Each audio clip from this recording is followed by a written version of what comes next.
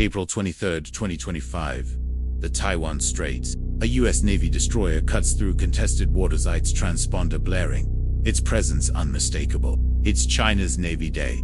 And within minutes, the sky erupts. J-16 fighters scream overhead, not with anti-ship missiles, but with something far more provocative. Air-to-air weapons. Radar lacons. Jamming signal. A sonic boom that rattles the hull. No shots fired.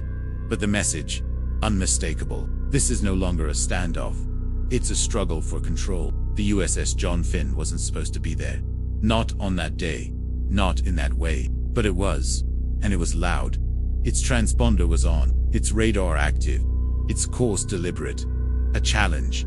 A dare. A signal to Beijing. We're watching. But China was ready. Too ready. EWS active LOCOM confirmed.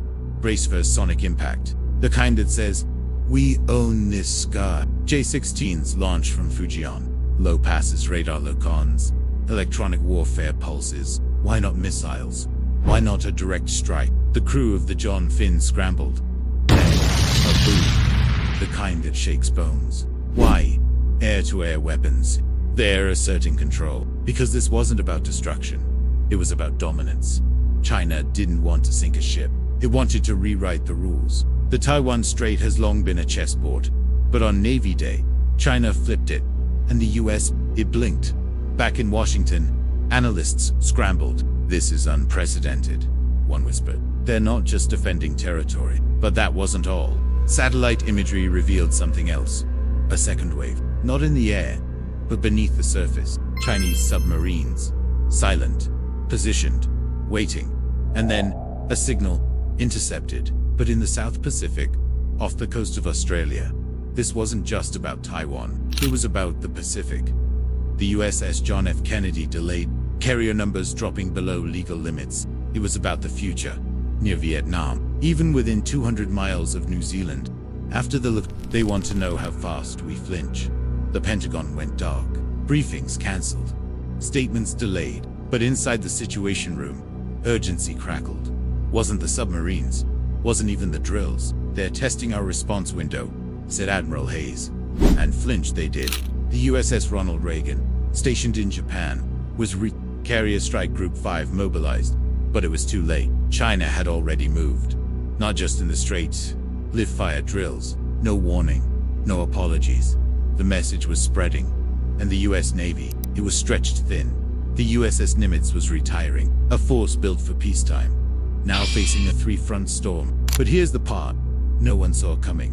By jamming instead of firing, it stayed below the threshold. By choosing Navy Day, it made it symbolic. The real threat wasn't the fighters. It was the silence. Not just missiles and ships, but signals, symbols, psychology. Because after the sonic boom, China went quiet. No press release, no diplomatic protest, no footage. Just silence. And in that silence, the US realized something chilling. This wasn't a warning. It was a rehearsal. A dry run for something bigger. Something coordinated. Something timed. It didn't just pass through contested waters. Because on that same day, Russian ships moved in the Arctic. Iran tested a new missile. North Korea launched a satellite. 3 fronts. One day, one message. We're watching. We're ready. The twist. China didn't break the rules. It rewrote them. By using air-to-air weapons, it avoided escalation. And by going silent, it made it unforgettable. The US Navy now faces a new kind of warfare. And the destroyer that sailed through the strait, it passed through a new era, where dominance isn't declared, it's demonstrated. And the world, it watched.